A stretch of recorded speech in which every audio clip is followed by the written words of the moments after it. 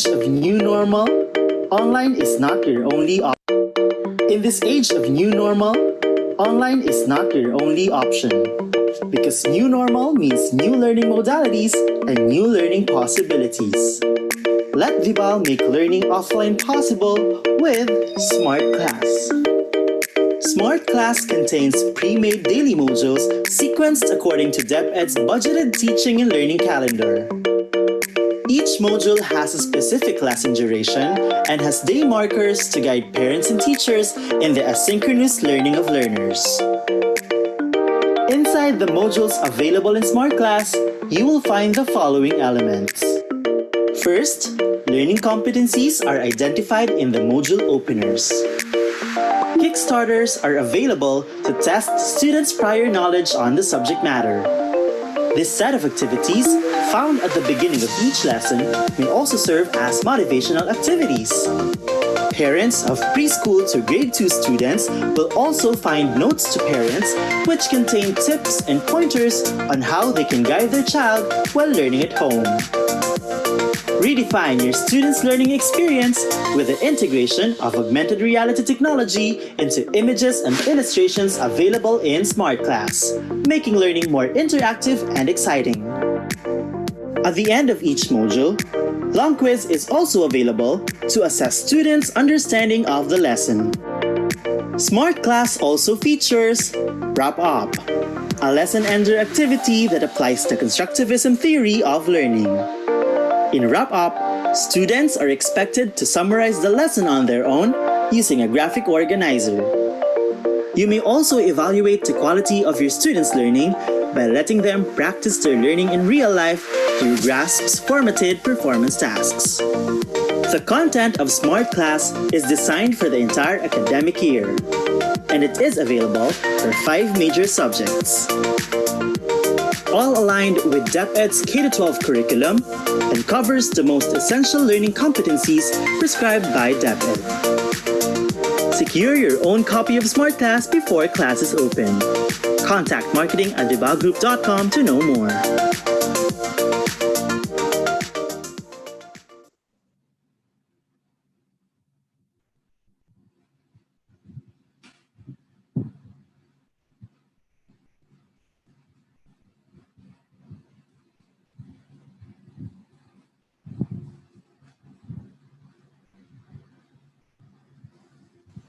Good day, Kabibal, and welcome to our YouTube live session. For the discussion today, the topic will be on home literacy activities, strengthening listening comprehension to promote literacy development. This is the part 1 for read aloud and storytelling. Before we begin, take note of the following reminders. Make sure that you have registered to the webinar to have your e-certificate of participation. Visit certificate.vibalgroup.com to generate your proof of attendance. Place your questions in the comment box allotted during the session and they will be addressed by our speaker later on. Share the video using #LearnAs1PH as our official hashtag to our Vibal webinars. Experience learning, Kabibal. And now, to proceed with our webinar this afternoon, it is my pleasure to introduce to you our distinguished speaker. He is one of the top 10 reading and preschool specialists in the Philippines. He is one of the consultants of the K-12 Philippine Basic Education, examiner of learning modules and teacher's guide for grade 7 and grade 8 technology and livelihood education, co-author of the kindergarten curriculum, and chair of the language curriculum for mother tongue Filipino and English. He is a resource speaker, lecturer, and consultant to various seminars and conferences here and abroad. In August 2004, he presented a paper at the 20th World Congress in Reading, sponsored by the International Reading Association and Reading Association of the Philippines. He was also one of the invited plenary speakers at the 50th Regional Language Center in Singapore with the theme Transcending Boundaries in Language Learning, Language Arts, and ELT across the curriculum. He has written various books, modules, let review materials for the Philippine Normal University, and for other colleges and universities all over the country. He graduated with a Bachelor of Early Childhood Education degree, cum laude, and a certificate in reading specialization. He is also a recipient of Service and Leadership Award.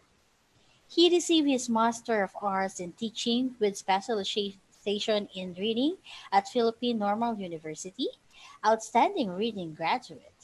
He took PhD in Reading Education at PNU and units in PhD in English Studies at the University of Santo Tomas, Manila, and now finishing PhD in Curriculum and Instruction at the Philippine Normal University, Manila. Ladies and gentlemen, please welcome Brother Roderick Aguirre.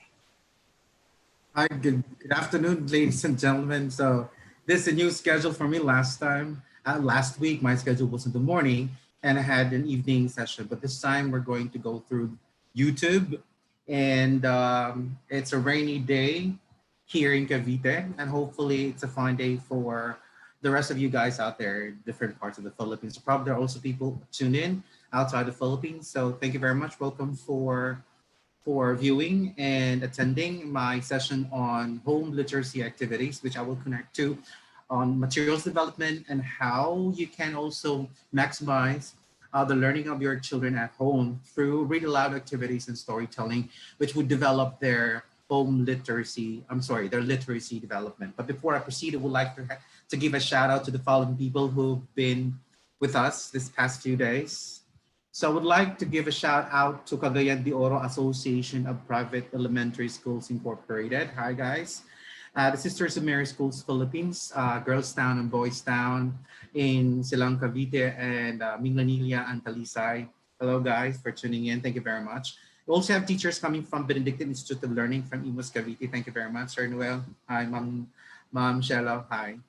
And then we have Division of Leyte again. And we have Vibal Group Accounts Executive. Thank you very much.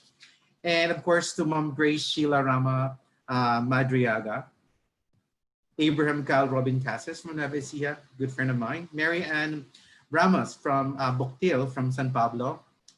Anne Sevilla, of course, and Michelle Orosio, and the gang from the Vibal education team. They're the ones who are actually making the webinars a reality for all of us teachers.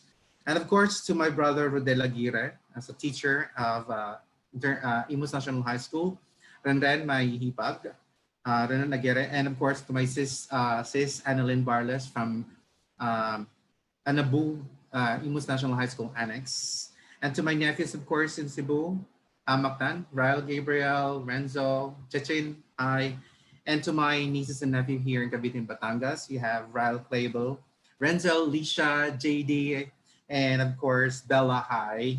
So good evening. And of course, to one special shout out to Felipa Alcalde. Hi, good afternoon. And Miss Anna Grace Mayuga Filio. Good afternoon. So let me begin with my presentation by sharing my slide on home literacy activities. And it's I prepared about 50 slides and I'll try my best to deliver this within an hour. And then so I can entertain questions from 3 o'clock to 3:30. So I'm requesting my moderator to remind me every now and then so I will be able to finish my content within the time allotted for my presentation. So today we'll talk about home literacy activities. This is more of strengthening listening comprehension to promote literacy development. What we want our learners to become first is to be able to learn how to listen attentively to lessons. But remember that listening skills, their listening ability starts at home, like any other learning styles, any learning capacities.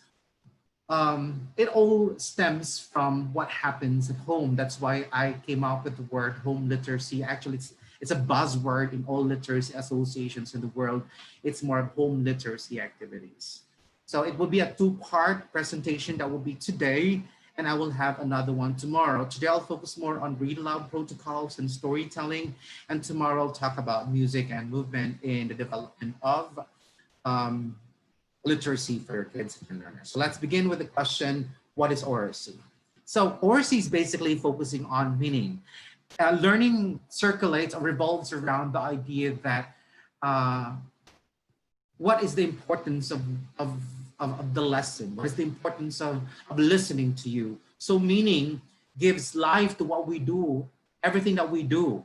So in like manner, oracy and literacy centers on meaning because communication focuses on exchange of meaning. Therefore, it is very important for us that when we develop materials and when we develop materials and deliver materials, it centers on meaning. Why and what is that lesson for? Because in the heads and the minds of our students is, why should I listen to you? Why should I read this material? Is there something that I can get from this material? Is there something that would answer some of the questions that I have in mind? So by doing this, by doing home literacy activities, it enhances our children, our learners' capacity to think and formulate questions and eventually be able to find answers on their own, well, probably with the help of the teachers using the online materials and the modules. But what we want our students to become in the near future is to become independent learners who, if they have questions in their mind, they now have the skills to look for the answers, whether they go online, Google it, or they would look for books and look for the answers. So it goes through a higher form, listening to reading to writing, listening to speaking, reading to writing, and then eventually higher forms of skills like doing research, doing some presentations and all. So this is basically the primordial skill of all other literacies in the world. So let us begin with listening. So listening basic elements would be phonological awareness, alphabet knowledge, phonemic awareness, and vocabulary. So by making our students listen well to sounds, to the sounds of the alphabet, to the sounds of initial sounds, and even to vocabulary, we are making our students realize that certain sounds represent certain meanings, right? What's important with listening here in oracy is that when we talk to children, when we talk to our students, pace is very important, enunciation is very important, that we make ourselves understood by our students. More often than not, what we do is that we just converse and we just talk orally without trying to consider whether our students are able to keep up with us. And at the end of the lesson, our students are flabbergasted with what they heard. It's like saying that I heard a lot of information, but I did not get it. So quality is still important in that's why it's focusing more on meaning. So if we try to make if we enunciate words properly for kids, then they will be able to transition it to speaking. Hence, mispronunciations are actually rooted from the mispronunciations of their models, not because they were born with this mispronunciation. So the errors, not necessarily mistakes though, the errors of our students, they got it from someone else, either at home, on television, and well, teachers, of course, too. That would be some of the influence that would get the mispronunciations from. All right, and you will observe that some kids, when they're like around 4 or 5 years old, they would speak like this. The intonation is right, but the words are not comprehensible. Probably parents, when they talk to their children, they use their adult speed instead of when they talk to a child, they slow down in regular, because you want your kids to be able to hear the words. And once they hear the words, they're able to use the words when they speak as well. All right. So whatever they listen to is something that they speak. Therefore, this is what we call as oral codes under oracy. Oracy is basically listening to speaking, and whatever our students speak, kung may mga bata na nagmumura, hindi sila pinalaki na nagmumura, nakuha nila yan sa mga adults. Nasa mga magulang yan. Galing sa mga magulang, sa mga tito-tita, I don't know, hopefully not from the teachers, because bawal naman sa amin po na magmura sa school. So lahat ng mga di kaaya-aya mga ugali na dapat mga ugaling sinasabi ng mga bata, they are not born with it. They got it from adults. So very important that when we are speaking and conversing with other adults and there are children present, we have to sanitize our language, slow down our language, our speed of language and the pace so that our kids develop oracy. Now, kids with well-developed oracy, it's easy for them to transition to reading whatever the words they hear, the sounds they hear, it can be easily represented by words, print words, and printed letters. So if a student who is talkative, it would be easy for teachers and for parents to transition that in that phenomenon to reading. So kids who have good listening skills and speaking skills would easily transition to reading and writing. And whatever they read, all right, whatever they read, it will be easy for them to write. But remember, there are stages of writing. Sometimes the earliest form of writing will be scribbling. That's why parents out there, when you see kids scribbling a lot on your walls, that's on a stage. So allow it. So if you don't want your walls to be as scribbled as you want it to be, then probably you would like to stick on wallpapers that later on you can change once kids have passed on to another stage. So from scribbling to drawing to writing the letters and so on and so forth, it's the stage. So more often than not, we try to communicate to others via pictures, via drawing. So writing, when we ask our students, when they are so engrossed with what they have read or what they watched, what they've heard from the teacher, from the parents, they would like to see the book and read it. And then eventually they like what they've read, they would write something about it, responding to it. Could be drawings, it could be, scribbles and all. So it's a good transitioning though. That's why what I'm trying to say here, oracy develops literacy. Point is, talk a lot to your kids. Talk a lot to your children. That's why in this distance education, it is very important for us to mix together online materials where they can listen to oral language, and then we have modules so that they can read, transitioning in. How you combine the materials, whether they read first and listen to enhancement via online materials, or the input would basically from the online going to reading, whichever combination you come up with, you have to make sure that there's a reading and at the same time there's a literacy, something that they read and write, and oracy, something that they listen to and then they talk about. All right. I think that one of the many challenges with the distance education is talking about what they've heard over the online material or reading on the material. That's why parents are very important to be there so that they talk among each other. If not, probably what the teachers can do is create an online social group for the kids so that they're able to talk. But remember, when they're chatting, it's more of writing. So what you can do is have use the use of Zoom or the use of online application where they can see each other and be able to use the language orally and have verbal and nonverbal interaction. All right, so let's proceed though. So that's literacy. So what is the importance of oracy? Those are my nieces at home. All right, so those are the Vibal books that I requested for me to evaluate. So I'll be showing you some of the books later on. So as children grow up, their listening ability develops first and reading abilities acquired later. So that means what we would like to establish here is that listening capacity or listening ability is a prerequisite to reading or to reading and writing literacy. Why? Because the skills of listening comprehension is the same as reading comprehension.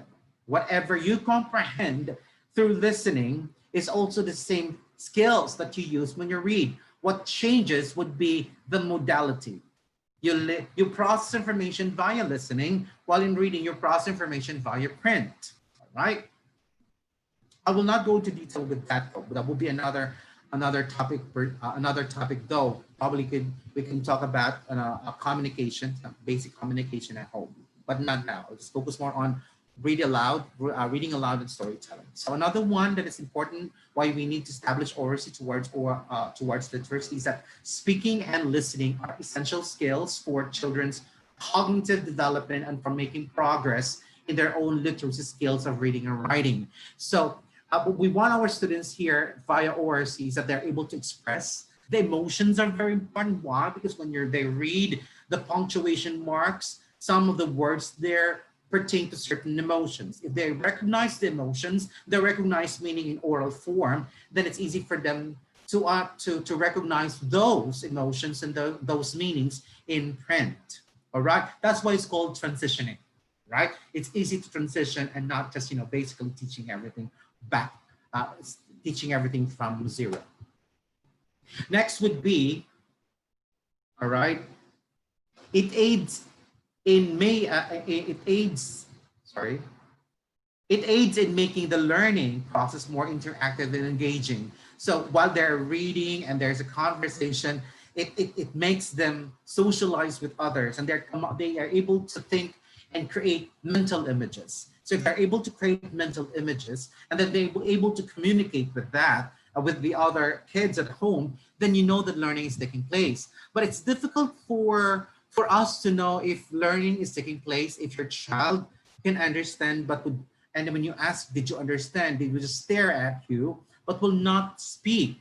So ORC is listening and speaking, because you get to know what they are thinking about, what they heard and what they processed through listening by making them talk about it. So if your kids are talkative at home, encourage them even more. But if your kids are silent, probably cause parents, primary caregivers, and some other teachers penalize them for talking a lot, then that's something wrong. We need to encourage our students to say something, but of course, within the context of what we are discussing about. If what they're talking about is out of context, you can say we can talk about that later on once we're done with what we are dealing right now, or what we're done with our lesson right now. But you don't shout. Remember, go back to the topics I talked about, the positive discipline.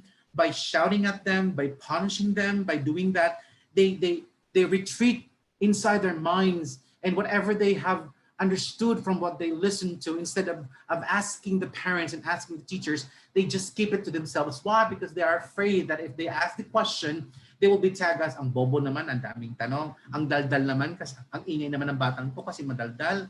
Well, when I was growing up, madaldal daw ako, matanong daw ako. Ang tawag nga sa akin ng mga teachers namin ay pilyo, makulit, madaldal. I was even given one award, the most talkative at school. When I was growing, I thought it was negative. I thought, pag madaldal pala at matanong, negative yun. Kasi pag nagtanong, marami daw, hindi nakakaintindi. But when I became an educator, I realized, that was actually the learnability stage. Ibig sabihin, nagkakaroon yung stage niya, habang nagtatanong ako at nagdadaldal ako, naiintindihan ko yung aking mga binabasa at aking na napapakinggan. All right? So this is very important for us to realize how we develop the materials and how we develop online materials and our modules. How do we make our students talk? All right? How do we make our students write when they're at home and we cannot see that they're doing that? That's why I said during the positive discipline, we need to enlist the help of the parents to ensure that ORC and literacy are being developed simultaneously, or if not simultaneously, they're being developed chronologically at home. All right. Next would be, many believe it also combines learning social behaviors with education to fully develop a child for life outside the classroom, like they're able to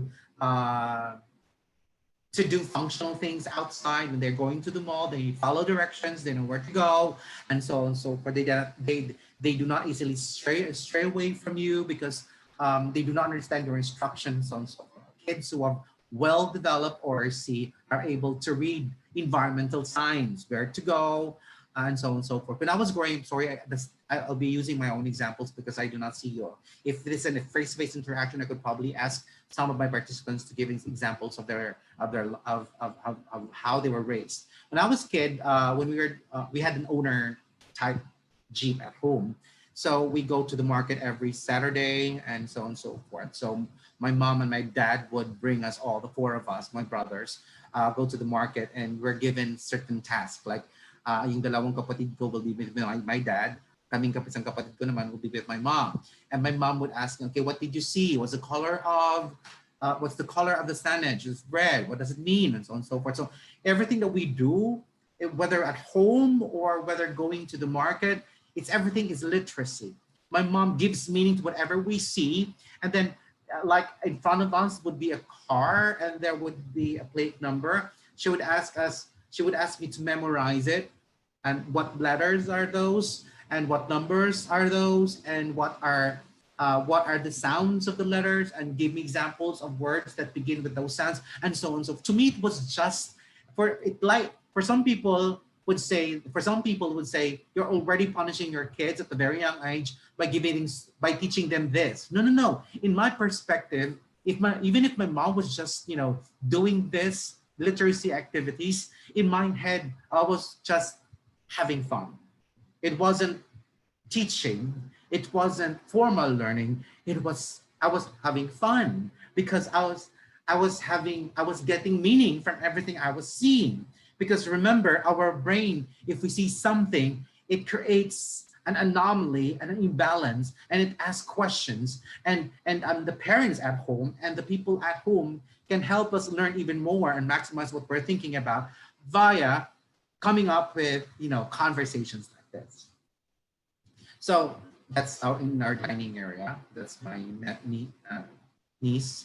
Just, she had an assignment, so I asked her, when you have an assignment, okay, so if you want to have your toys there, make sure that you finish your task. So ORC may also help in understanding different subject matters by encouraging and stimulating the thinking process. This also potentially helps in making subjects more practical instead of theoretical. Meaning, if in the process of making sure that our teachers and parents transition ORC into subject area like math and science, they must be able to use the ORC elements. They must teach math, they must teach araling panlipunan, teach science as if they are just ordinarily conversing with the students, all right? Not, sounding like books. That's why there's no such thing as boring subject, only a boring delivery of the subject. So, sorry, teachers. So we need to look into the possibility that kids probably hate a certain subject, not because it's difficult as a subject, but probably the way we delivered it makes our students focus more on the difficulty instead of what's to like about the lesson.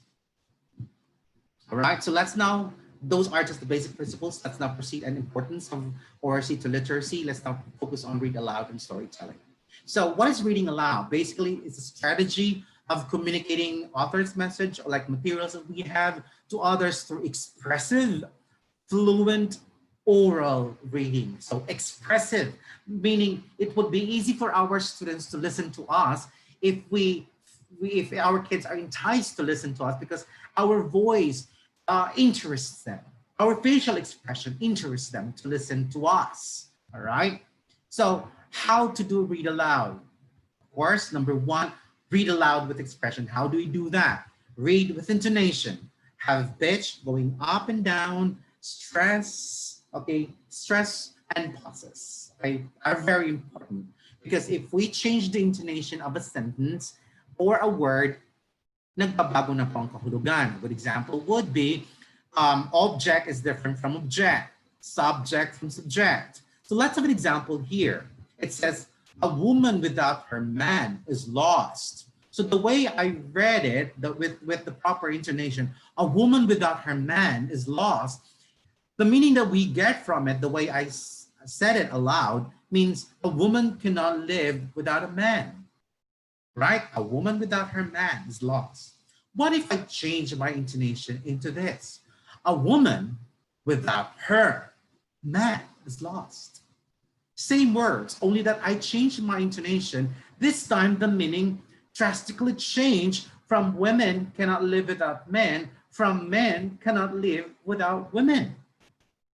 Another example would be, there's a huge difference in intonation and in meaning if we say, let's eat, grandma, from let's eat, grandma.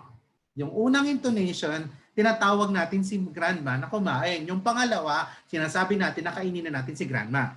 Another one, example. First intonation. No more rain. Okay? Meaning, wala na. Nagrarally ka na, wala na. Ayun na dapat wala ng rape kasi that's against human rights. Paano kung ganito ang pagkakasabi nyo? No! More rape! Same words, nagbago intonation, nag-iba na ang meaning. Ibig sabihin, sige, ipagsigi pa ang rape. So the meaning would reside on how we deliver our materials, the sentences and the words. So it would, nag-iba ang kahulugan nun. So we have to be very careful on that, on the delivery per se. Next would be punctuation marks because nagkakaroon po ng meaning, emotional quality ang ating statements because of following punctuation marks. So there's a huge difference between I am a boy, you are a girl. Are you asking a question or stating a fact? So if you're stating a fact, alagay, no? If you're stating a fact, it would be period going down and going down. So we need to follow the punctuation marks and how we go up and we go down. It's very important. So we need to practice that. Next, we have read aloud with fluency. So fluency, which is moving towards reading fluency and writing fluency, it's modeled from ORC. So we need whatever the ORC of our parents, of our teachers, would also become the ORC of our kids. That's why it's modeling is very important. Repeated reading is very important. Marking phrases is very important. Knowing where to stop, knowing where to pause, and so on and so forth. So let's have an example. Let's say this is your lesson in science, and you're delivering this via an online material. So instead of having words here, the words are being read by the teacher, and there's a picture or probably a video being shown, and the teacher is explaining the picture. Here, the picture in my slide. So say teacher A. Ganito si teacher A. Pagbasa niya sa kanyang online material, at itong naririnig ng mga bata. Why is it called the solar system? There are many planetary systems like ours in this universe with planets orbiting a whole star. Our planetary system is named the solar system because our sun is named Sol after the Latin word for sun, solis, and anything related to the sun we call solar. Wow, ang gandang pronunciation ni teacher. Ang ganda ng mga poses. But what's lacking there is it lacks emotion. Right? Yung pag-iinganyo. Yung sinasabi natin natural communication. Read aloud is a natural way of, it's a strategy of sounding like you are just conversing, just naturally communicating, even if you're just reading the material. So, ganito daw ang pagkabasa dapat ng materyales. Why is it called the solar system? There are many planetary systems like ours in the universe, with planets orbiting a whole star. Our planetary system is named the solar system because our sun is named Sol, after the Latin word for sun, solis. And anything related to the sun, we call solar. So pag ganun ang pagkakabasa, naiinganyo ang bata makinig. And then if that's how they heard you delivered the information, when they read it on their own in a module, that's how they're going to read it, with meaning. Diba? Alright. So hindi lang yan. Tingnan natin naman sa Araling Panlipunan. Unahin natin ang teacher na hindi kunwari sinunod ang read aloud guidelines. Pambansang puno, Nara. Ang naga o mas kilala sa tawag na Nara, Tirocarpus indicus, na pambansang puno ng Pilipinas ay isang puno na pinahalagaan dahil sa angking nitong tibay at bigat at magandang kalidad. Inahain din tulad ito sa mga Pilipino na tulad ng Nara, ang mga Pilipino ay sadya ring matatag. Aba, matutulog po ang bata sa inyo pag ganyan eh. So dapat ganito ang pagkakabasa na mayroong read aloud elements. Pambansang puno, Nara. Ang naga o mas kilala sa tawag na Nara o tinatawag ng mga siyentipiko na Pterocarpus indicus na pabansang puno ng Pilipinas ay isang puno na pinahahalagahan dahil sa angking nitong tibay at bigat at magandang kalidad. Inahalin tulad ito sa mga Pilipino na tulad ng Nara, ang mga Pilipino ay sadyaring matatag.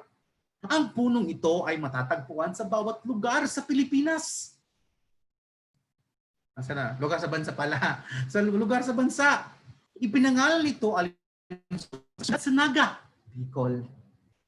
Tinatawag din itong asana ng mga Tagalog, balawuning ng mga Bangyan, daytanag ng mga Kapampangan, at udyaw ng mga Pangansinense. O, pag gano'n ang pagkakadeliver, matutuwa ang mga bata. Okay? Maingganyo silang makinig, maingganyo silang basahin yon later on. Right? Hindi lang yon. Tingnan po natin naman sa mathematics. Paano naman po sa mathematics ay ganito si teacher mag-deliver, no? Getting the least common denominator. Listen carefully, okay? Imagine that you have a group of friends who are ordering from pizzas for dinner. However, each person wants a different topping. For example, if 5 people want pepperoni, you'll probably need to order more than 1 pepperoni pizza to make sure that each one has enough to eat. Aba, hindi naman. Parang nakipag-away po tayo, no? Kaya nga, most of our students have no affinity and affiliation to learning mathematics because it's delivered as if it's not interesting. Something that we are not interested to listen to. So para kang nagipag-chismoso ganito. Getting the least common denominator. Imagine that you and a group of friends are ordering some pizzas for dinner. However, each person wants a different topping. For example, if 5 people want pepperoni, you'll probably need to order more than 1 pepperoni pizza to make sure that each one has enough to eat. But if only one person wants sausage, 1 pizza with that topping will probably be sufficient. The process you just went through, determining how much of an item from a group of items is needed, is similar to finding the least common denominator among a group of fractions in math. Let's see how. Diba? Pag gano'n ang pagkakadeliver, parang may pagchismo. Tignan mo naman mga Pilipino, mahilig may pagchismisan. Diba? Paggasing umaga, sabi niya, uy, kumari, alam niyo ba may narinig ako? The way we deliver lessons should be like that. Nangiinganyo.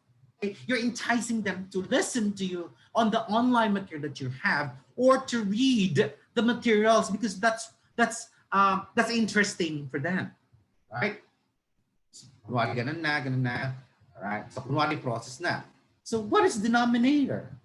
The denominator is the bottom number in a fraction. It shows how many equal parts an item is divided, and so on and so forth. So I just prepared these slides. That's done. I retrieved it from just acknowledging where I got examples. So right, so examples doing that. My point here, ladies and gentlemen, is that when you come up with a material, online material or reading material, it is very important. It's very important for us that we approximate the read aloud because they don't want to read that if they heard it as if it was boring. So if it was boring already when they heard it and they listened to it, do you think they're gonna read it? No, I think not. Right? I think not. Halimbawa, may kagaya ng letter, may binigay na letter sa'yo. Oh, basahin mo yun mamaya. Mababasa ka dyan maganda. Parang gusto mo nang buksan agad ng letter. Parang sabi yan, buksan mo yan ha. Tingnan lang natin kung ano mo mabasa mo dyan. So tingnan mo, basahin mo, di matatakot ka, di ba? So it's similar like that. Similar phenomenon as such when we do delivering materials using the read aloud protocols and storytelling. All right? So oral language is the medium we use to make friends, earn a living, and become participating members of community. So we want our students to be able to become independent, become confident of their ORC so that it's easier for them to interact with other people. At the end of the day, we would like them to socialize first with others. There would be more percentage of socialization than of other activities in a day. So mas madidevelop agad ang oracy daw, araw-araw kung gano'n ang ginagawa natin. And then eventually it will lead to literacy development of our children and our students. Okay? So ito po mga support systems when we do home literacy activities. So teacher talk is very important. Therefore, remember teachers out there, when you do online materials, wag naman para kayong tuod lang na ang pag-uusapan po natin ngayon ay tungkol. No, dapat high fish today. Ang pag-uusapan po natin sa araw na to ngayon ay tungkol sa. So kahit wala kang nakikita na tao sa harapan mo, parang nakikipag-usap ka lang. Alright? That's the read aloud protocol. So teacher talk must approximate the ORC. Alright? Next, parent talk too. Alright? Pag kinausap ko kunwari during dinner time or lunch time, anak, anong nangyari? Sumakit kwentong bata. Tapos ano nangyari? Hindi yung,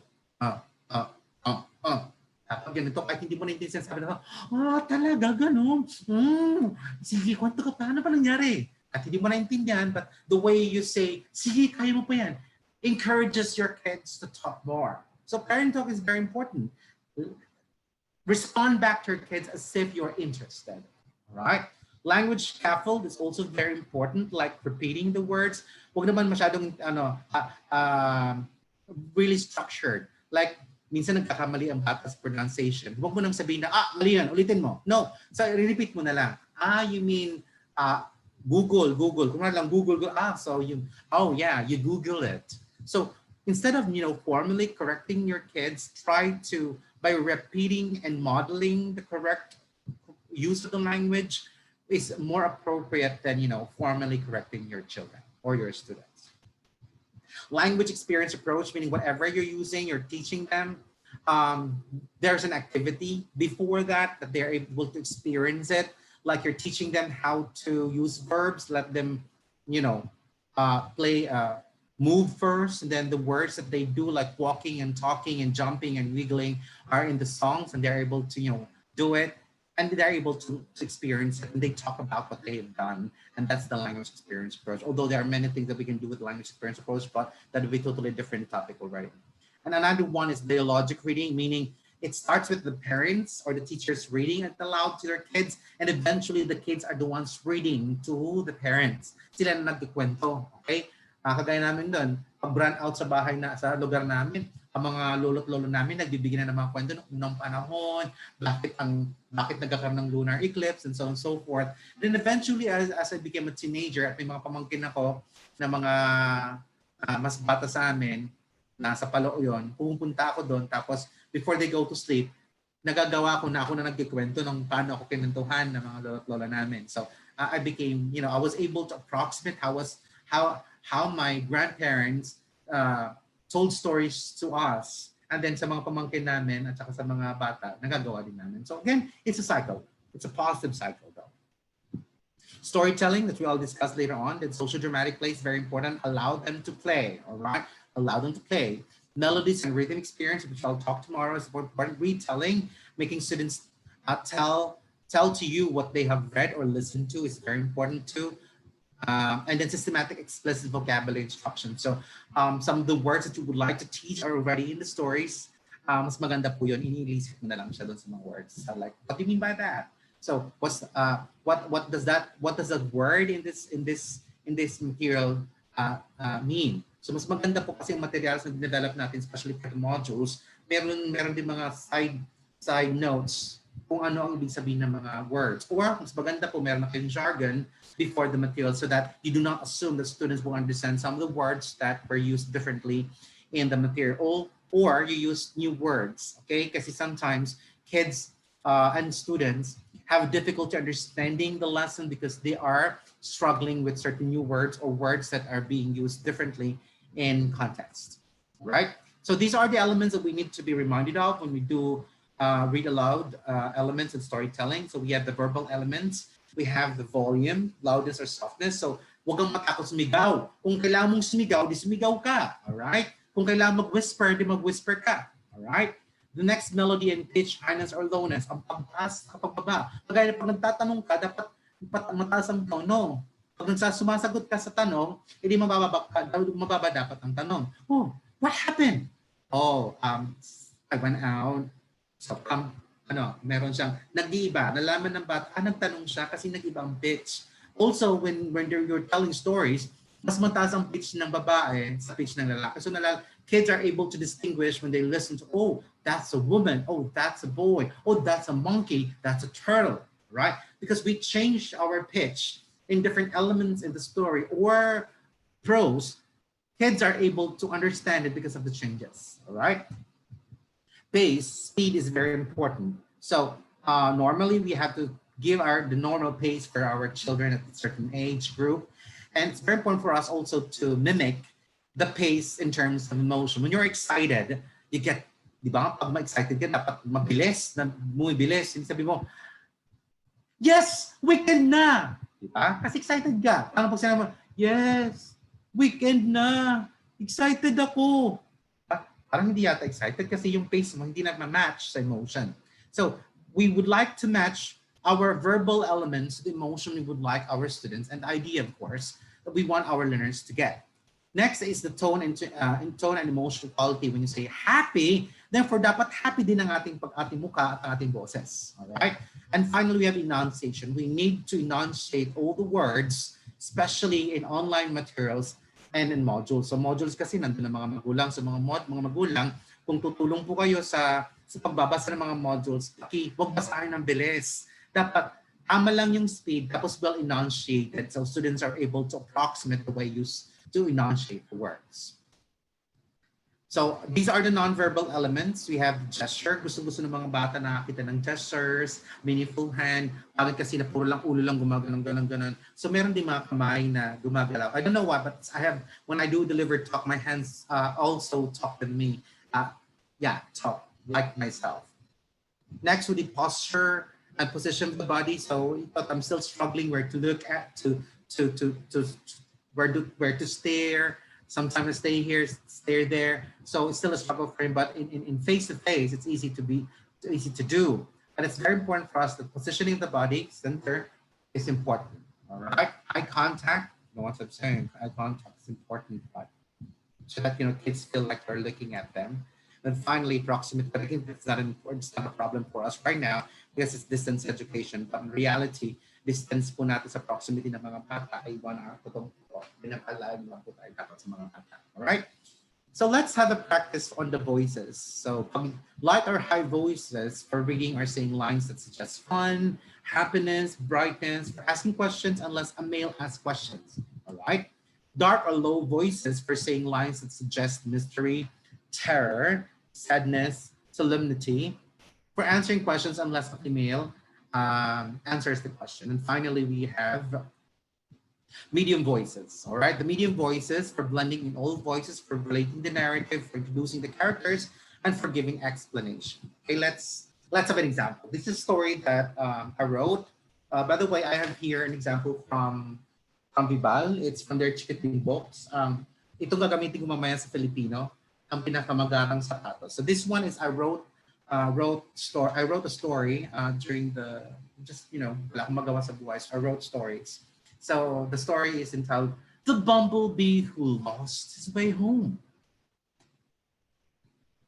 There was once a farm full of different. Wait, I cannot see. Sorry. Full of different animals. Animals that crawl, fly, and graze.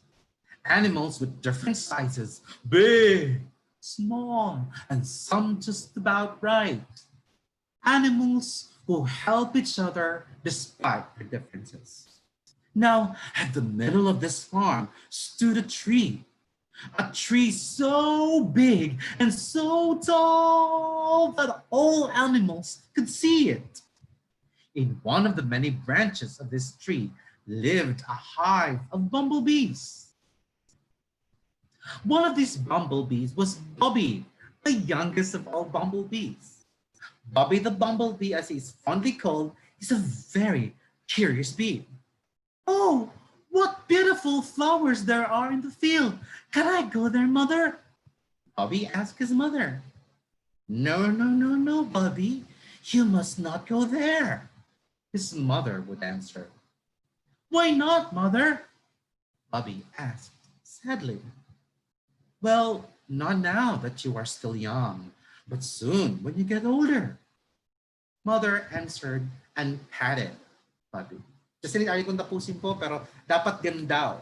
Nire-relish natin. What's good thing about this for teachers is that you can, when you deliver your online materials, you can still practice before you record, or you record it first and then you listen to it first. Does it sound interesting to you? Because it does not sound interesting to you. Does it make sense to you? Are the words slurred? So you can always redo the recording instead of, okay na to. No, what we want here is that the materials are comprehensible to our learners. All right? Let's have examples sa Filipino. Okay, hindi ko na i-encode po, babasa po ako dito ha. Ang pinakamagarang sapatos na kwento at sinulat ni Danilo Niño Calalang, iginuhit ni Paul David Arcas.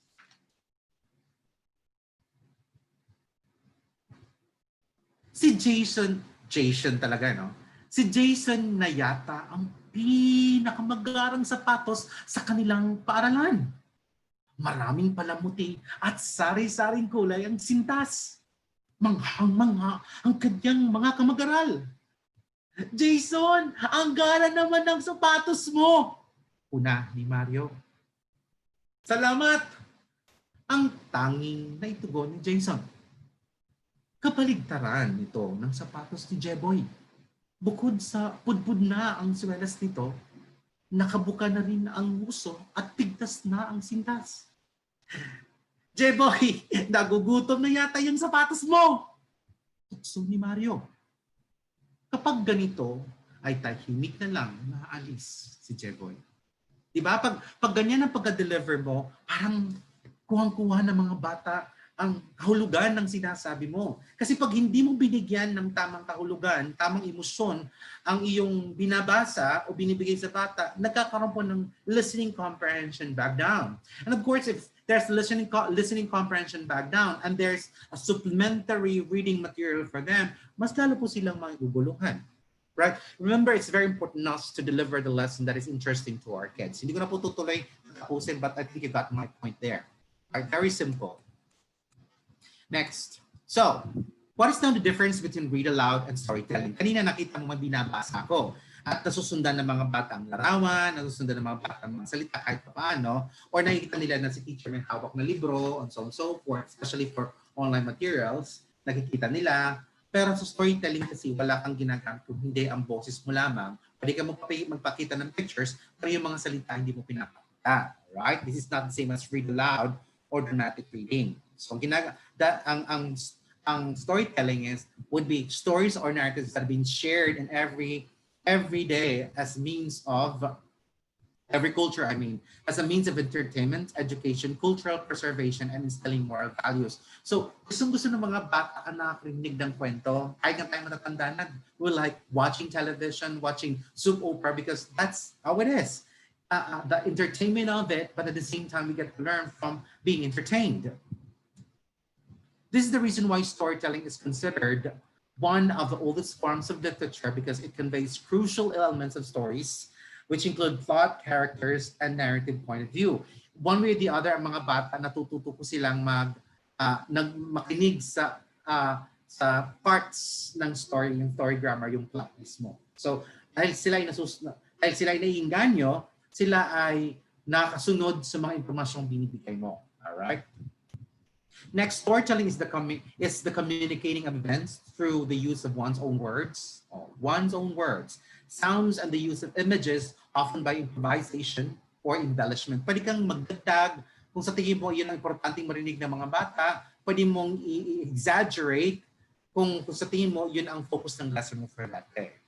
Next, this is considered an art of expressing and improvising, which revolves around a plot or narrative point of view. Alright? Yung read aloud kasi, pwede mong gamitin elements niya sa lahat ng mga impormasyon, be it science, mathematics, and so on and so forth. Storytelling centers mostly on narratives. Alright? Importante siya, especially kunwari meron kang motivation tapos kwentong paparinig mo. So all teachers would have motivation. Like what I did with mathematics. Before I started, I have a storytelling about, friends wanting to order pizza and they want different flavors for the pizza. So dapat para ka lang nagipagkwentuhan, storytelling. But you don't have to show pictures there. Although, pwede magdagdag ng pictures to augment your storytelling, but it should not be mostly na students would rely on the pictures.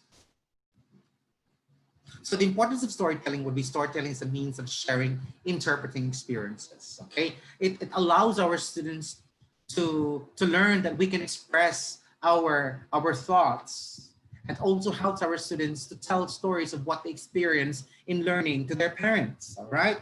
So storytelling can be used as a method to teach ethics, values, and cultural norms and differences. Naalala ko yung sa panahon namin, like nung nakikinig kami sa gabi ng lagi, pagkatapos ng araw namin, may simatar, and so on and so forth. So I think my generation were good listeners, and There were few people who had problems with reading, who had problems with mathematics and other subject areas because our technology then, our platforms were mostly on listening, radios. There were few television shows for us to view. So we relied so much on listening. So tama pala yun. Kasi nga sabi nga nila, oracy develops literacy. So kung ang bata magaling makinig, ang bata magaling magdaldal, magsalita, it precipitates towards transitioning all these skills in oracy to reading and writing. So one of the many strategies that we can impose on is storytelling. So remember, pwede din si teacher nag-storytell, si parents nag-storytell, pero mas importante, ang bata din mag-storytell. Right?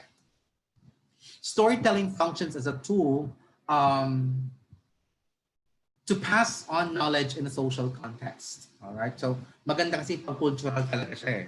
Storytelling can be seen as a foundation for learning and teaching. Kung sana lang daw kung ako susunod, kung sana lang ang pagtuturo sa loob ng classroom ay parang nagkikwentuhan lang si teacher, the better. Because it becomes, for the students listening to nagkikwento si teacher sa itinuturo, para lang nagipag-usap si teacher. Hindi yung parang isinasampal ng teacher o ng parents ang information. I-memorize niyo yan.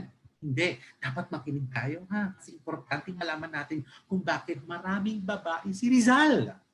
Diba? Sabi, importante nga malaman ang mga babae ni Rizal. Tapos pagdating sa test, ano ang pangalan ng aso ni? Layo naman. Okay, step in storytelling. Select a story to tell. So, if you're not yet comfortable as a parent or as a teacher, you're not yet comfortable, telling the story as if using your own words, you can write it down first, and then once you've written down, one way or the other, you commit that to memory. And from that point on, you can now just, tell it. Yan po ang ginagamit natin dapat sa online materials. Okay? Prepare to tell the story by reading it and understanding it using the story elements. So, ibig sabihin, pag nagkwento po tayo, bago kayo mag-record ng materials, practice muna tayo kung may time. So yan, practice the story aloud to yourself. Announce your story informally. Sa education po, tawag natin, you have guide questions perhaps, initial questions before we start the story. But it does not necessarily mean that you're going to use these questions as quiz or recitation later on. What you want for these guide questions is to guide the comprehension of the story that they're listening to or they will be listening to. Pace your telling skillfully. Changing tempo was needed and using pause effectively. Yung sinasabi natin kanina, dahan-dahan, i-pace po natin yan. And then have pauses para dramatic po ang dating. And finally, do not give any check-up questions or test later on. Especially for stories, ang gamit po natin ay mayroong pang dagdag na informasyon na babasahin ng mga bata. Alright? Mas maganda siyang connected. Mayroon silang pinakinggan and then anong sunod na gagawin. Alright? Now, what are the items or instructional materials of storytelling? Of course, the big books, story frames, pictures, of course, puppets and marionettes, silhouettes and shadows. Nung alala ko nung lumalaki kami, meron kaming Friday night session kami noon, meron kaming pinsan, si Kuya Edwin. Ang ginagawa ng mami ko, at Kuya Edwin, tsaka Ate Hilda, tsaka Ate Jonah, mag-cut out sila. Tapos sa aming dining table, maglalagay sila ng white cloth. Tapos mag-show sila. Parang sine nung panahon namin. That's we call it silhouettes and shadows. Kids would love that too. Alright? Flannel graph, of course, I think you have the cloth, and then you put on pictures and words na sinasabi mo. And of course, drawing is very important. So let's practice po. Kunwari magkikwento ako. So, kwento lang para makita niyo kung paano ginagawa. I was once invited by Bibal to give a talk in Palawan. That was way back, I think, 1995. 1995 talaga. 2005. No, 2015. 2015. So the story really started when I was already sitting in the plane, sa loob eh. In the plane, that I was seated by the window. And then the seat in the middle was vacant, and on the aisle was a Japanese passenger. Because I was tired, the day before that, I came from another Bibal training from Batangas. So, and the next day, I was flying to to Palawan. So I was really exhausted, and my being sociable and being talkative that day was, was out of the picture. So I just wanted to doze off and sleep. So as I was about to doze off, I think the Japanese wanted to strike a conversation and was trying to be friendly with me. He said, uh, understanding, speak English? Do you speak in Japanese, in a Japanese language? And may, alam mo namang amoy na the smell of the Japanese, especially when they ate a lot of raw fish, came, assailed my nose. And then I answered, no, no, no English, no English, no English. So that was the end of the conversation then. So finally I was able to sleep. And then when we were already uh, flying in the air, and then eventually the stewardess would have to go around asking for drinks. So I had to wake up because the lights were turned on, and those stewardess approached us. Of course, she asked the Japanese first, said, water or coffee?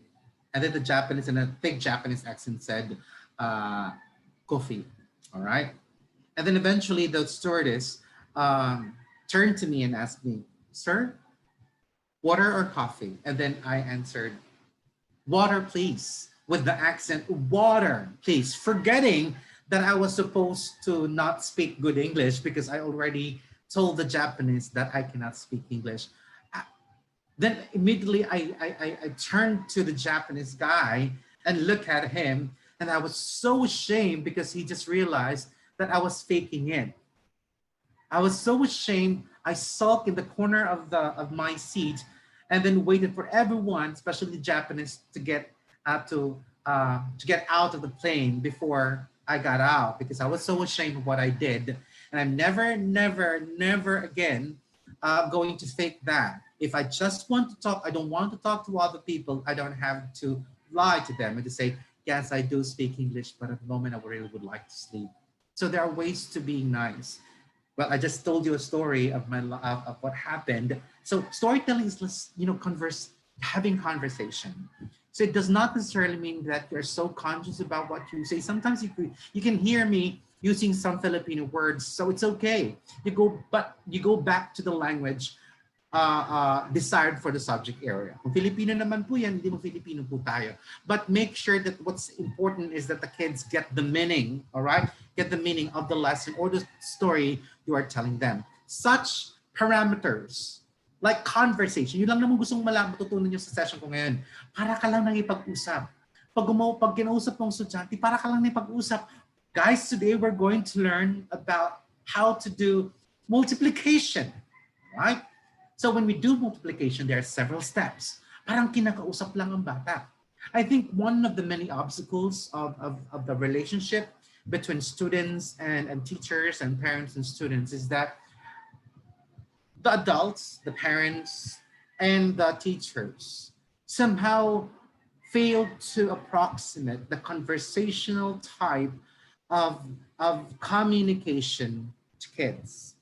And that's the beginning of failure of learning, of the teaching and the learning. You just want to make your children, your learners, to feel like they're just listening to you. They're just conversing with you and not, being bombarded with a lot of information for them to just, store in their head. All right, so as much as I would like to go beyond some of the topics that I prepared, I'll be having other sessions tomorrow, but that would be more of music and movement. So at this point on, for home literacy on storytelling and read aloud protocol, I will now be entertaining questions. So moderator, Michelle, do we have questions? I'm not able to see some questions though. Yes po, sir. We have question po. Ayan. Question number 1 from Miss Sheila Hernandez. How will this be applicable po in the new normal classroom setup where classes will be conducted online? Yes, exactly. The example that I've been giving you, that when you like this, when you record, kaya nga, importante na mag-practice muna kayo. The information that you're going to deliver, especially for online, Alam ko may voice over. Dapat nga pag gumawa kayo ng materyales at wala si teacher doon, may voice over pa rin si teacher. Yung boses niya dapat nagipag-usap pa rin. Halimbawa, our lesson today focuses on the following learning competencies. Competency number 1. Okay? And at the end of the lesson, you will be tested using a performance task. Happy learning. Parang ganon. So when we come up with online material, the protocols of read aloud is the idea of conversation. Nakikipag-usap ka lang. So when you develop your online materials, especially if there's a voice-over or embedded voice, or if the teacher is there, it is very important, like nakikipag-usap ka lang. Nandyan lang si estudyante sa harapan mo. And then please do remind the parents that if they're going to read the module or ipapabasa sa mga module na yan sa mga bata doon sa bahay, dapat babasahin nila na parang nakipag-usap lang sila. Like sabihin mo na, bless the Lord, O my soul, and all that is within me. Dapat merong emosyon. Bless the Lord, O my soul, and all that is within me. Bless His holy name. May emosyon. All right? I think that would be my answer to that question, Mitch. Okay po. Thank you po, sir. Number 2 question from Miss Corazon Esteban. I think this is regarding the oracy po, sir, no? True na magiging iba ang definition when we read text. What if may accent ng mother tongue? What do you mean accent by mother tongue? Yung kanyang Tagalog at English? Yes po. Well, yun po ang makukuha ng bata. But then again, remember, kung ang mga bata naman exposed din sa teachers, sinasabi natin, punto yata sinasabi ni Mama, no? May punto ng from a province where the parents come from. Halimbawa, together we are going to learn about, anak, you read this, you read this. I think that would be an obstacle also in the quality of learning of students. So that's why it's a huge, thanks for that comment, it's a huge trouble now for parents at home. Therefore, it would be nice, kung sinasabi ko nga last time, kung sa tingin nyo may problema ang mga magulang, or you think these are some of the misgivings and some of the concerns of the parents that they will not be able to deliver, ito sinabi ko, magdagdag si teacher sana ng audio. Like there is the module, and then if there's a task where the parents are supposed to read aloud to the kids, at alam mong mayroong interference of the parents' accent to what we want them to acquire, then probably what you can do is an additional audio. Ito sinabi ko na mag-audio kayo, tapos yun yung ipi-play ng mga magulang.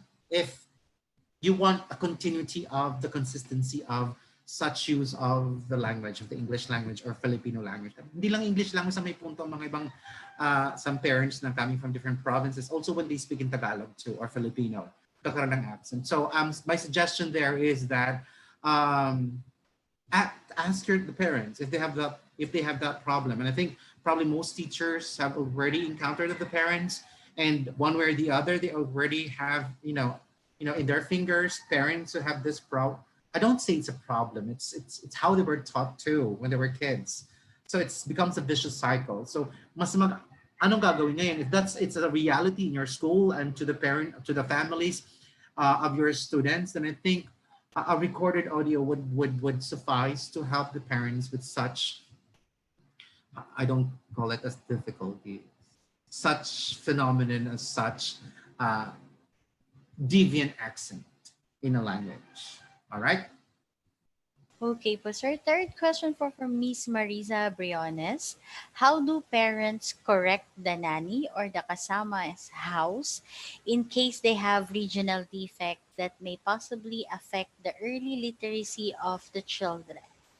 You're looking at my face right now. Mga kasambahay, di ba? Is that right, Mitch, yung kasambahay? Yes po, sir.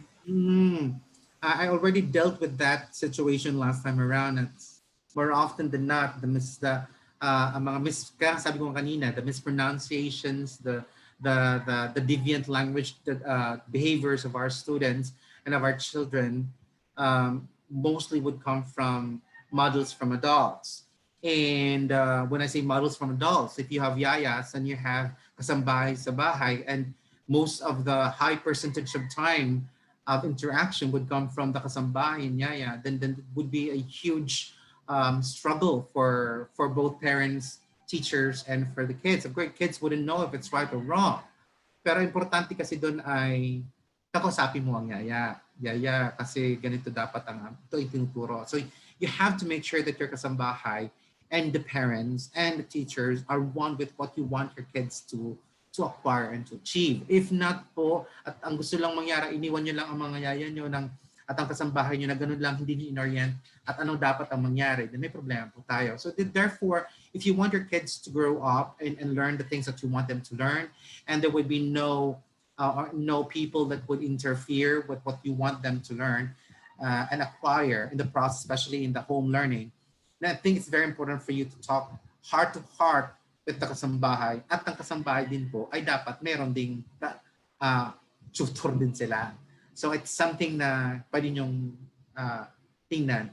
There was a school in Tagaytay that they had a supplementary program for the yayas, those who are yung kasambahay, na habang naghihintay sila sa may 30 minutes, I'm not gonna mention the school, naalala ko na yung school, basta in Tagaytay, they have this 30 minutes run by sisters though.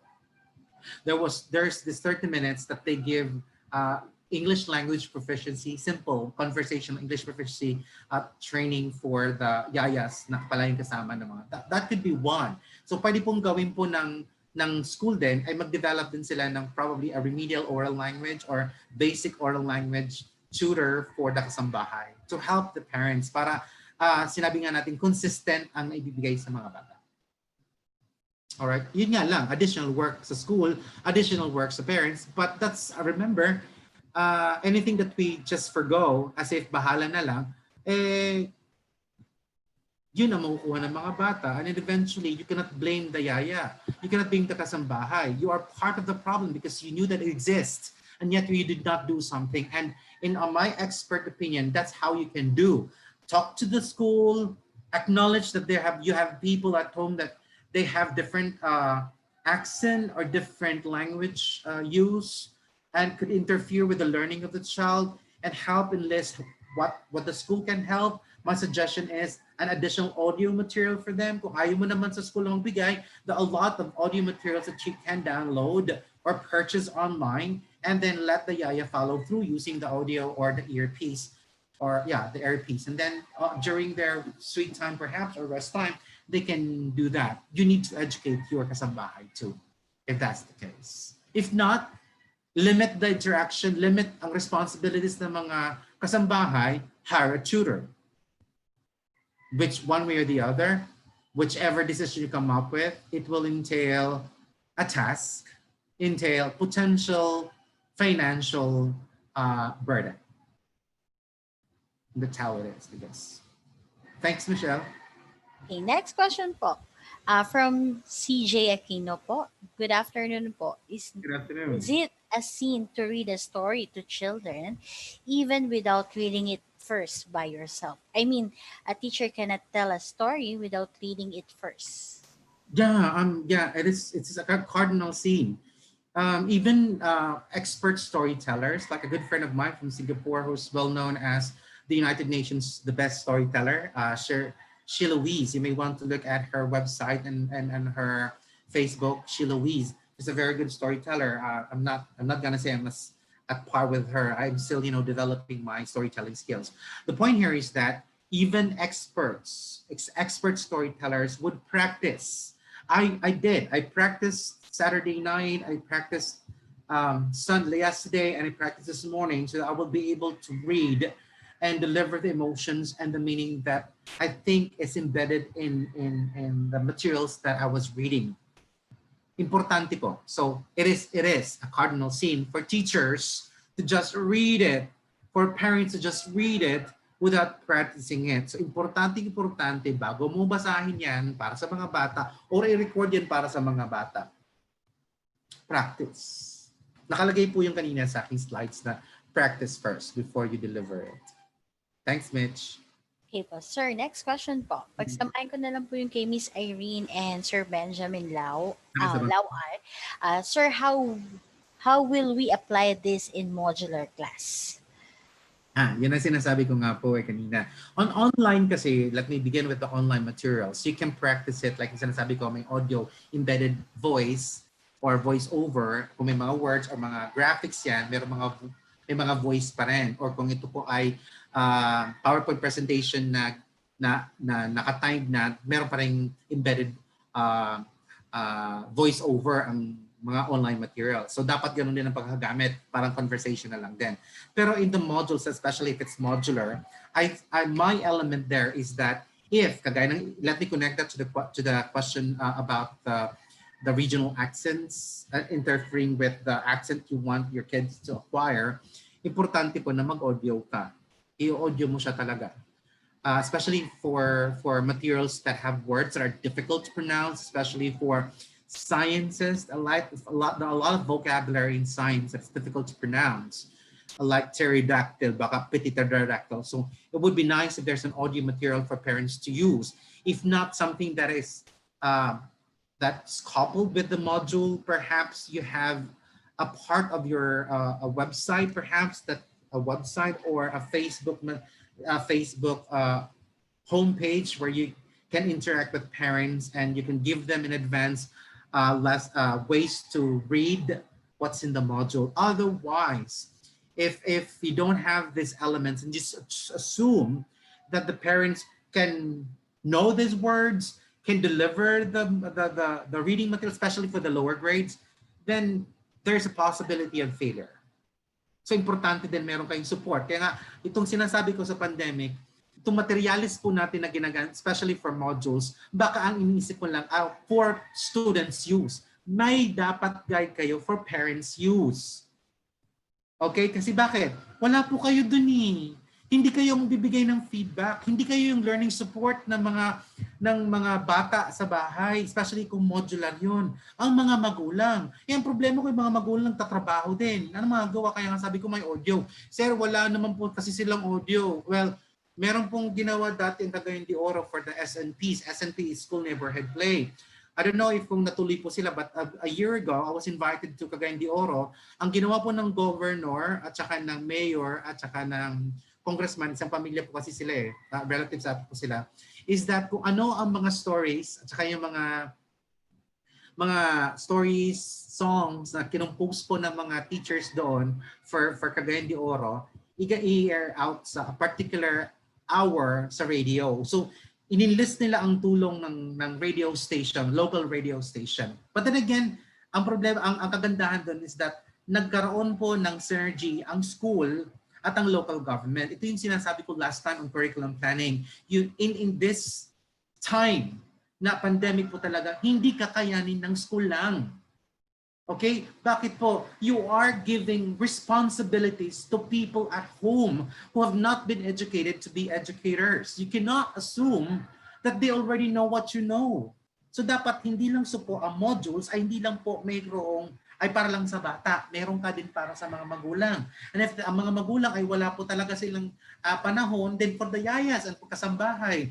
So kung wala po rin din time, sinasabi ko po is sana katulong po natin ang mga radio stations. Katulong po sana din natin ang mga, I don't want to say anything about ABS-CBN issue though, but sana yung mga television din ay tumulong din ngayon na magkaroon po sila ng time na kung ano ang mga common lessons sa science, common lessons sa mathematics, na nag-air out din po din sila. Radios would do that.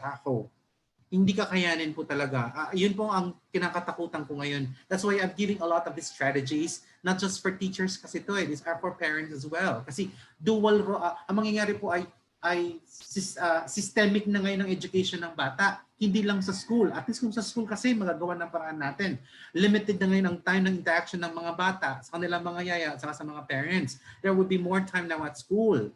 At nagagawa ng paraan ng mga teachers kung mayroon mang deviant behaviors and deviant learning. Pero ngayon din na sa bahay, you have to enlist the help of the parents and all the caregivers, primary caregivers at home, and you have to orient them.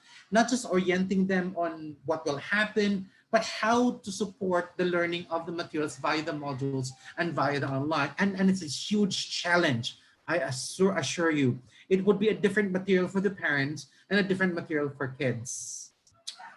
I don't know how to make it easy and sound light, but that's if you want it, if you want your program at school to succeed, that's how you're gonna do it. Materials for parents and for primary caregivers. That's how I'm gonna answer. Just being honest. Thank you po, sir. Next po, from Miss Claire Santoyo. Good Right. PM po. How old are children expected to speak? When should parents feel alarmed about their child's speaking ability? Okay. Um, the development of the language, oral language of the kids would be different from one child to another. Well, of course, you have genetic factors to consider, nutrition factors to consider. We also have the social interaction factors to consider. So the language development of the child becomes um, really fast when all the factors become united. A good example would be the parents control what their kids watch. If they choose, a mother tongue, if they use say English, they control what what the kids watch over the television. That's English. The language that they use at home, the materials they use at home, the toys are controlled. Just there is, that kind of perspective on focus of learning and conversation. Parents and the yayas and the kasambahay talk to the child in that language. I have a lot. I had god children whose parents, consulted me and what to do, and 2 years old, 3 years old readers na po sila, and they can speak good English. I did a study on that too. I presented De La Salle University, and they were so flabbergasted of such efforts of parents. And I said, yun kasi kung gusto ng mga magulang talaga. So, depende. Hindi po natin pwedeng sabihin na ang anak ninyo po ay may problema sa language, oral language, dahil nga delay na delay. I would say if they're already in the primary grades, grade 1, grade 2, grade 3, at hindi pa rin po nakakapagsalita, then there's something wrong that you need to bring your child to a speech pathologist. All right? Now, probably if not a speech pathologist, at least a developmental psychologist or a developmental pediatrician to help you with diagnosis. Pero kung ito pa ay nasa 1 to 2, 3 to 4 years old, developing stage pa yan, but be consistent lang po talaga. Minsan kasi hindi kinakausap ng mga magulang, puro lang television. So ang nangyayari sa mga bata, iba ang pinapanood na language sa television, iba naman ang ginagamit ng mga magulang, iba naman ang ginagamit na language ng yaya. Kaya ang bata, pag nagsalita, parang Chinese, nagpagkahalo-halo niya yung 3 languages na na-expose siya doon. Although pwede naman po i-expose ang bata sa 3 languages at the same time, but there must be consistency. Consistent lang sila, kagaya ng mga pamangkin ko po dito sa Cavite, when they speak to me, it's in English. When they speak to their mother and father, in Tagalog po, in Filipino. So consistent po. So mga bata, lumaki na marunong mag-Tagalog at saka mag-English, but it's mere of consistent association. Kaya nga sabi ng mga pamangkin ko, do not speak to uncle in Tagalog because he doesn't understand Tagalog, only speaks English. Because all of a sudden, when they're now older, they're uncle, you speak Tagalog. Now, you speak Tagalog only to me, and then you speak another language to another one. So I will not respond back to you if you use another language. So consistency is very important. Okay? So that's how I'm going to answer the question. Thanks, Mitch. Okay po. Sir, next po. Pagsamahin ko rin po uli yung question ni Miss Apple Jean Sagandina at ni Miss Corita Tudlong since connected po. No? Good afternoon po, sir. May tanong po ako sana at sana po yung masagot. My son is 5 years old and bulol po siya. Ano po ang magandang activity para sa kanya para ma-develop yung speaking skills niya? Ang pag normal kasi na may bulol-bulol ang mga bata, there are certain sounds and certain words that they cannot get pronounced. What language is that? Filipino or English? Kung medyo man. So magkaiba po, there are some certain sounds, certain words that cannot be pronounced at a certain age. Difficult that cannot. Difficult to pronounce at a certain age using English and Filipino. So what you can do is don't formally penalize and formally, punish the child. So kung bulol-bulol pa rin siya, kausapin pa rin ng dire-diretso. Halimbawa, sabi naman, kaya po niya yung mama ng katilabalan na tungulululo. Mga ganon. Si nanay sabi niya, sabi ni nanay na ganyan. So, kung klaruhin mo sinasabi mo. No.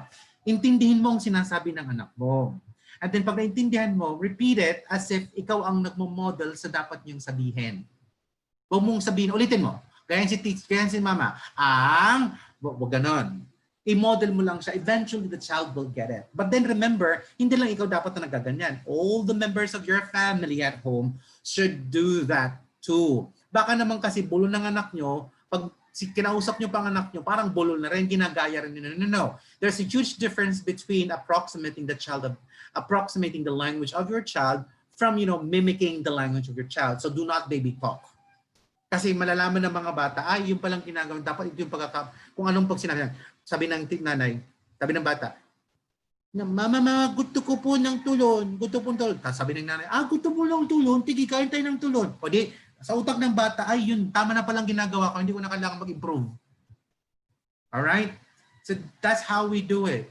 Still in the perspective of read aloud and storytelling. So approximate the language, but the pace still should bababagal lang siya ng konti, pero hindi nyo i-compromise enunciation. Do not directly correct the child, indirectly and implicitly correct the child by restating what he said as a model. Right? And then, consistency po. There's a possibility ng kanyang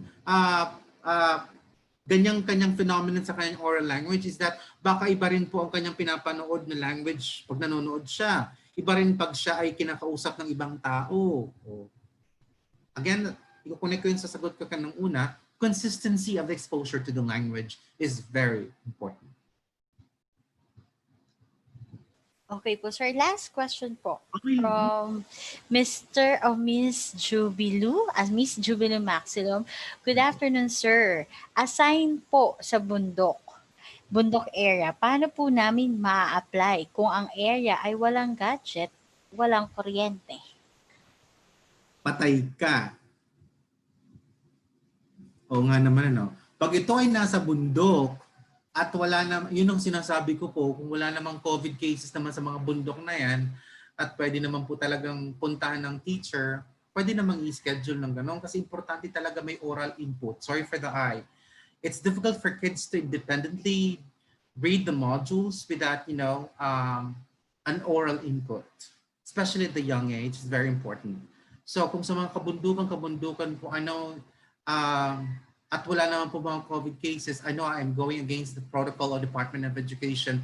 Pero kung wala naman talagang gadgets like walang audio, walang radio, walang television, walang internet, there's no other choice but at saka ang mga magulang hindi rin educated. Sila rin ang balakid sa pagkatuto ng mga bata. There's no other way but for the local government to help the teachers deliver the materials. Pwedeng maggawa ng mag-makeshift classroom, tapos si teacher, mayroong distansya sa mga estudyante, something like that. I'm sorry, but tama po yan. Realidad nga po yan. I think that's one of the situations na hindi consider po ng some of my colleagues in Department of Education.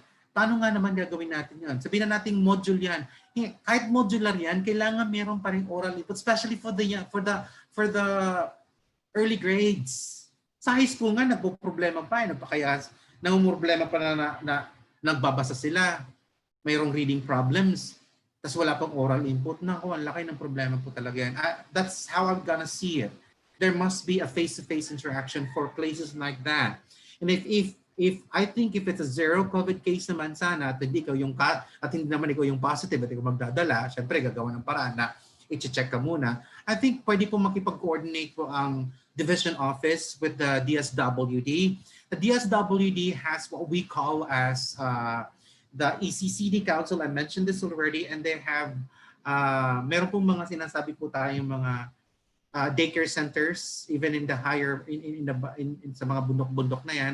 And then one way or the other, nagkaroon po na ng mga trainings ang mga volunteers. Marami sinasabi po ng mga parent volunteers at marami po sinasabi din tayo po ng mga Child Development Center volunteers and workers and teachers. So pwede po tayo makipagtulungan sa kanila via the daycare workers po. If only sana po ang division office have predetermined that such students, a number of students live in places like this, that it's difficult for technology, it's difficult for students to do distance education because technology is not there to support it. like the Wi-Fi connection, the internet connection. They don't have radios, they don't have televisions, they don't have, kahit siguro ilaw, wala yatang ilaw, kandila lang meron. So ang module po will not suffice. Di kakayanin po. So there must be still an oral support to it. Yun po, synergy of efforts. Kaya lang for a teacher na ikaw po ang nag-iisip niyan, hindi ka nga po makakagawa ng solusyon kasi it has to be division office to the local government. Ang inyong superintendent po talaga makipag-usap and come up with a good memorandum of agreement. Kaya sabi ko nga sana, itong kung anong, instead kung anong pinag-uusapan sa Senado at Kongreso, kung ano ng mga franchise na yan, kung anong pinag-uusapan nila, sana ang una na lang muna isipin ngayon ang problema ng pagpasok ng paaralan ngayon. Kasi ang ordinaryong teacher, hindi niya masasagot ang ganyang problema. Only the officials, those who are in offices, can do something about this problem. And then dapat identify nila na may mga ganitong problema talaga sa Pilipinas. Meron nga mga teachers, nakita nyo naman siguro sa Jessica Soho at sa radyo na may mga teachers na bundok at ilang ilog ang tinatawid para makapunta ng school. At pagdating sa school na yon, wala talagang kahit nga ilaw ang mga bata sa mga bahay-bahay, wala. So that's really a huge problem. So pag sabi mo lang na modules, it will not be enough. What if students in those places are not yet literate, but they have listening comprehension? Paano nga naman natin magagawa yun? Thank you very much, but again, I'm just being honest with my answer. And I think this is but one of the many problems that some teachers in some provinces and some divisions in the Philippines are about to encounter. And we still have a month to prepare for that. And I think it's high time that we do something about it. Hindi kakayanin ng tutorial lang yan. Promise. Pag nag-PEPT yan o pag nag-run ng test at bumagsak, sisisihin si teacher. Kawawa naman ang teacher po. Hindi naman natin pinag-isipan ng ibang problema. Sabi kasi ang module mali. Kahit pa tamang module, kung wala namang support galing sa mga magulang, mga magulang hindi naman talaga well-educated. Tapos sisisihin ng local government. Bakit mababa ang literacy rate ng aming lugar? Anong ginawa ng mga teacher? Wait. Bakit teacher agad? Dapat tumulong kayo sa amin. Pwede naman gawin ng mga magulang, ng local government is magawa ng mga environmental print. Ito, like, sabi ng environmental print, yung mga directions lang, papunta sa sitio, kaliwa, kanan, yun, makakatulong na sa mga materials, sana yung mga ganun. Or magpagawa ng mga flashcards, pero hindi pa rin yun kasi baka hindi lang alam gamitin ng mga magulang. Importante pa rin talaga na merong at least siguro once a week or twice a month na merong face-to-face para lang sa input. Grupo-grupo po sila. I don't know how it can be done, pero modules alone will not suffice. I tell you. Thanks, Mitch. Okay, sir, that's all our questions we have for now. Any last reminders po to our viewers today, sir? Thank you very much. So let's go back to my slides. So conclusions and implications. So just one slide.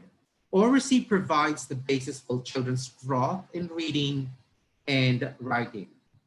It encourages children to listen to each other. Okay, not just listening to the parents, listening to the teachers, but to each other. Have their own say. And try out a range of registers to communicate in the context. In drama, children imagine together, fully engaging with the text. Ibig sabihin, once they read, they're able to approximate how it's in reality, how it's in oral communication. Therefore, oracy with the new reality and new normal in the educational system in the Philippines, ang nangyayari puro literacy ang materialis natin. Hindi natin consider na our students are struggling with literacy, therefore may dapat merong oracy input. Both parents, local government, and the educational system in itself. With that being said, I think I have given another struggle for parents and for teachers out there to do, but I am highly suggesting that dapat mayroong oral support, oracy development for the literacy materials that you will provide your students. With that being said, I'll see you again tomorrow. Hope to see you again how music and movement can help in the development of literacy of our students at home and even on the materials that we'll be developing. Thank you very much and have a good afternoon, and please tune into other webinars of the BAL this afternoon and this evening. Thank you very much, and I had a wonderful blast with you. Okay, there you have it. So, in behalf of Bibal Group, I would like to thank our speaker for today for this very insightful learning session. It is an honor to have you with us, Brother Ricky, and to all our Kabibal viewers. All thanks to you for your continuous patronage to our daily learning session. At muli, maraming salamat at magandang araw sa ating lahat. See you po all tomorrow for our part 2 ng ating session. Thank you, Goodbye ma'am. po!